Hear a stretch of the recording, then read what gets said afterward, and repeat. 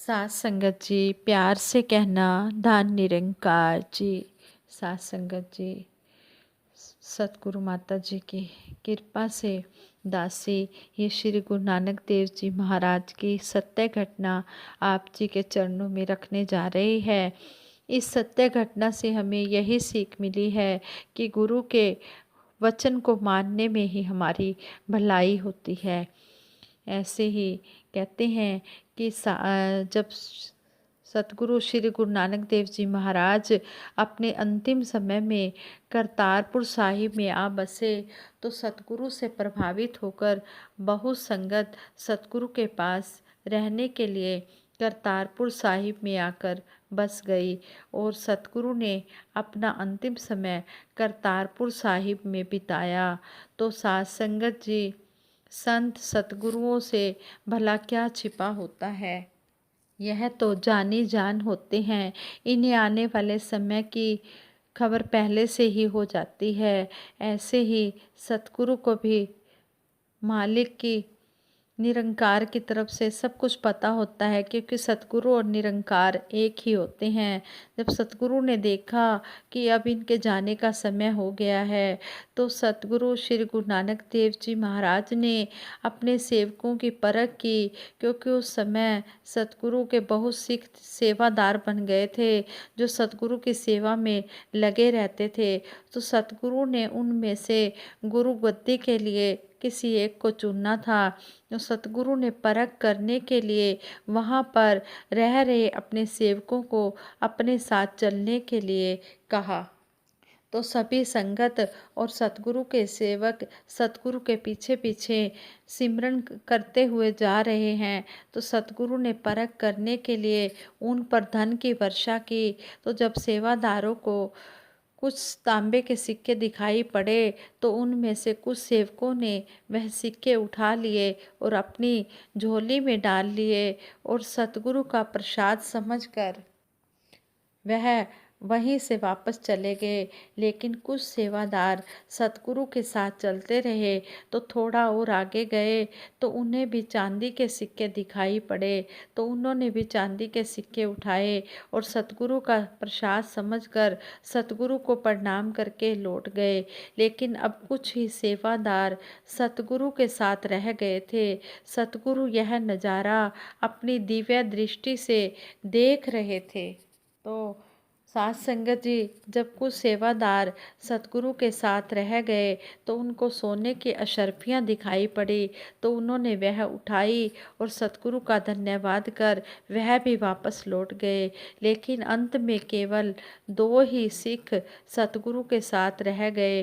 तो सतगुरु ने उनसे पूछा कि भाई, सभी वापस लौट गए हैं लेकिन तुम वापस क्यों नहीं गए, ऐसा क्यों, क्या तुम्हें नहीं जाना चाहिए? तो उन्होंने सतगुरु के इस क्वेश्चन का आंसर देते हुए कहा, सतगुरु, उन्हें जो चाहिए था आपने वह उन्हें दे दिया, इसलिए वह वापस चले गए। लेकिन हम कहाँ जाएं, हमें तो आपकी शरण चाहिए। हम तो आपकी शरण में आए हैं, अब हमारा कोई और स्थान नहीं है। हमारा स्थान तो केवल आपके चरणों में है, हमारे लिए और कोई दूसरी जगह नहीं है। इसलिए हम आपको छोड़कर कैसे जा सकते हैं। सतगुरु, आप हमें अपनी शरण बख्शें। तो साध संगत जी, ये सुनकर सतगुरु श्री गुरु नानक देव जी महाराज ने उन्हें हुक्म दिया कि जाओ, वहाँ पर एक मुर्दा पड़ा है, जाकर उसे खाना शुरू करो। तो जैसे ही श्री गुरु नानक देव जी महाराज ने यह हुक्म किया तो भाई लहणा जी भागकर आगे बढ़े और जैसे ही आगे बढ़े उन्हें मुर्दे के शरीर से दुर्गंध आ रही थी। लेकिन वह सतगुरु का हुक्म मानकर वह मुर्दा खाने के लिए तैयार हो गए। लेकिन जब वह मुर्दे के पास गए तो वास जाकर वह रुक गए। तो उन्हें रुका हुआ देखकर सतगुरु श्री गुरु नानक देव जी महाराज ने भाई लहणा जी से सवाल किया, क्या हुआ भाई लहणा, तुम रुक क्यों गए? तो ये सुनकर भाई लहणा जी ने श्री गुरु नानक देव जी महाराज से कहा कि गुरु साहिब, मैं इसलिए रुका हुआ हूँ कि आप कब हुक्म करोगे कि मैं किस तरफ से खाना शुरू करूँ, सिर की तरफ से खाना शुरू करूँ या फिर पैरों की तरफ से खाना शुरू करूँ। तो सतगुरु श्री गुरु नानक देव जी महाराज ने भाई लहणा जी को कहा कि सिर की तरफ से खाना शुरू करो। तो जैसे ही भाई लहणा जी ने मुर्दे को सिर की तरफ से खाने के लिए पहला कदम उठाया और मुर्दे के कफन को हटाया, तो भाई लहणा जी क्या देखते हैं कि वहाँ पर कोई मुर्दा नहीं है, बल्कि सतगुरु का प्रसाद पड़ा हुआ है जिसमें से सुंदर खुशबू आ रही है। तो साध संगत जी, ऐसे सतगुरु श्री गुरु नानक देव जी महाराज ने भाई लहणा जी की परीक्षा लेकर उन्हें भाई लहणा जी से श्री गुरु अंगद साहिब जी बना दिया, जो कि सिखों के दूसरे गुरु कहलाए। इस ज्ञान के मार्ग पर चलना कोई आसान काम नहीं है। इस ज्ञान के मार्ग पर केवल वही चल पाते हैं जिस पर इस निरंकार की कृपा होती है। इस मार्ग पर जीव को अपना तन मन और धन सतगुरु को भेंट करना होता है। जो जीव अपना तन मन और धन सतगुरु को भेंट कर देता है, अपने आप को मिटा देता है, वही जीव इस मार्ग पर चलने के काबिल बनता है। जैसे कहा भी है, जिनको प्रेम खेलन का चाओ, सिर धर तली गली मेरी आओ, जिसका अर्थ है कि जिन्हें सतगुरु से सच्चा प्यार है, सच्चा इश्क है और जो सतगुरु के हुक्म को मानकर अपनी जान कुर्बान कर देने को तैयार हैं, वही गुरु का सच्चा शिष्य है। क्योंकि गुरु का हुक्म ही सर्वश्रेष्ठ है। गुरु के हुक्म से ऊपर कुछ भी नहीं। गुरु जो भी कह दे वही सत्य है। और जब गुरु हमें कोई हुक्म करे तो हमें मन के पीछे लगकर सोच विचार नहीं करने लग जाना है। क्योंकि जो सोच विचार करने लग जाते हैं वह इसलिए ऐसा करते हैं क्योंकि उनके अंदर गुरु को लेकर किसी प्रकार की शंका रहती है।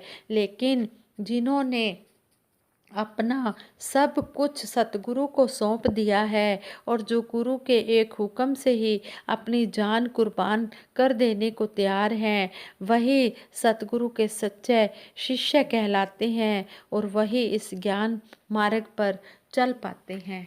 साथ संगत जी, जिसने भी गुरु के हुक्म को किंतु परंतु किए बिना मान लिया, किंतु परंतु नहीं की और एकदम से सत वचन करके मान लिया, उसके जीवन में खुशियाँ भी आई हैं, बहारें भी आई हैं और आती ही चली जा रही हैं।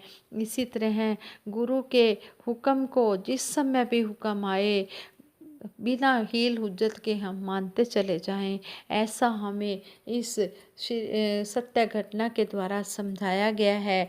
और आज वक्त के सतगुरु माता सुदीक्षा जी महाराज भी हमें यही समझा रहे हैं कि जे सुख को चाहे सदा शरण राम के ले। अगर हम सुख लेना चाहते हैं तो हम अपने सतगुरु की शरण लें और जैसा हमें सतगुरु कह रहा है हम सतगुरु की बात को किंतु परंतु किए बिना ही मानते चले जाएं। ऐसे जो भी हम ये विचार सुनते हैं, पढ़ते हैं, हम इनको अमली जामा पहनाएं, तभी हमारे जीवन में ये सुनने का फ़ायदा है। कहते हैं कि बोलों से बात नहीं बननी, बात बननी है कर्म से। हम कर्म करते चले जाएं और सतगुरु जैसा सतगुरु सुनिंदा तैसो ही में डीठ। जैसा हमने सतगुरु सुना है वैसा ही हमने देखा भी है। आज सतगुरु माता सुदीक्षा जी महाराज खुद कर्म करके हमें दिखा रहे हैं। पहले खुद कर्म कर रहे हैं, फिर हमें कर्म करने को कह रहे हैं। संगत जी, संपूर्ण हरदेव वाणी में सतगुरु बाबा जी ने भी हमें कहा है, राज न मांगा ताज न मांगा, ना मांगा संसार है, प्रभु भगत ने प्रभु से मांगा, प्रभु को ही हर बार है। जो सच्चा प्रभु का प्यारा भगत होता है वो न राज मांगता है, न ताज मांगता है, न संसार मांगता है, वो तो हर समय इस प्रभु निरंकार को ही मांगता है। जिनकी नज़रों में मोती के मन के धूल समान है, सदा राम से राम को ही मांगते हनुमान है। साथ संगत जी, सदा भगवान हनुमान जी ने हमेशा भगवान राम जी को ही मांगा, उन्होंने और किसी चीज़ को भी नहीं मांगा। जैसे कहते हैं कि जब माता सीता जी सिंदूर लगा रहे थे अपनी मांग में, तो हनुमान जी देख रहे थे। हनुमान जी ने माता सीता जी से कहा कि आप ये सिंदूर क्यों लगाते हैं? तो उन्होंने कहा कि मैं भगवान श्री राम जी को खुश करने के लिए सिंदूर लगाती हूँ। तो हनुमान जी ने देखो अपने सारे ही शरीर पर सिंदूर लगा लिया भगवान को खुश करने के लिए। ये होते हैं भगवान भक्तों का भोलापन। और देखो आज इतने मंदिर भगवान श्री राम जी के नहीं हैं जितने मंदिर जितने मंदिर हनुमान जी के बने हुए हैं। कहने का भाव कि जो भोले भाव से आ जाता है सतगुरु की शरण में, तो सतगुरु उसे सब कुछ बख्श देता है, उसके मन में बस जाता है। कहते हैं कि धन्य है वे गुरसिख जिनके मन में सतगुरु बसा हुआ है, जिनको सतगुरु ने अपने मन में बसाया हुआ है। धन्य है वे गुरसिख कि जिन्हें सतगुरु ने अपनी डायरी में सबसे फर्स्ट नंबर पे रखा हुआ है। ऐसे ही सतगुरु सच्चे पातशाह आप जी के चरणों में अरदास है, सच्चे पातशाह जिन भी कर्मों से आप खुश होते हैं वही हमसे कर्म करवाना, वही बोल बुलवाना जो आप जी को अच्छे लगे। हम हमेशा संतों महापुरुषों के साथ प्यार करते चले जाएं, कभी भी किसी का निरादर न करें, हमेशा सभी का आदर करें, सभी के साथ हम जी करके बोले। जैसे कहते भी हैं किसी भी महात्मा का अगर नाम ले रहे हैं तो हम जी करके बुलाएं, हमेशा प्यार से अदब से बुलाएं, इज्जत से बुलाएं। हमें ये सतगुरु सिखा रहे हैं। कहते हैं कि सतगुरु जीवन भर सीखता ही रहता है, ये नहीं कहता कि मैं सीख लिया है। जिसने जो ये कह देता है कि मैं सीख गया हूँ वो गुरमत से ही चला जाता है।